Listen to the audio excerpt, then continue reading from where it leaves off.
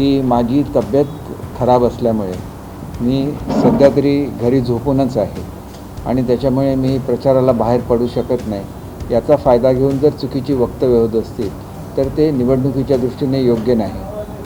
आमच्या पक्षाच्या उमेदवार नगरपालिकेच्या नगराध्यक्षपदासाठी सौ नीता सावंत कविटकर याच आहेत आणि माझा पूर्ण पाठिंबा नीता सावंत कविटकर ॲडव्होकेट नीता सावंत कविटकर यांनाच आहे आणि कोणीही गैरसमज पसरवण्याचा प्रयत्न करू नये। शेवटी आजारपण हे कोणालाही येऊ शकतं आणि त्याच्यामुळे जर मी फिरू शकत नसलो तरी मी पत्रकाद्वारे आवाहन केलेलं आहे। तुमचा बालेकिल्ला आहे असं असताना तो ताब्यात घेण्यासाठी भाजपच्या वडील रडीचा डाव घ्यायला जातो। त्याला आपण शेवटी काय म्हणायचं हे शेवटी तुम्ही ठरवलं पाहिजे, परंतु अशा तऱ्हेने करणं हे नैतिकतेला धरून नाही असं मला स्वतःला वाटतं।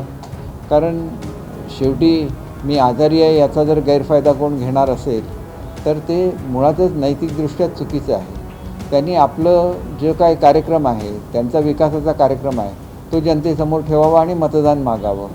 माझ्या नावाने मतदान मागण्याचं कोणतंही कारण नाही।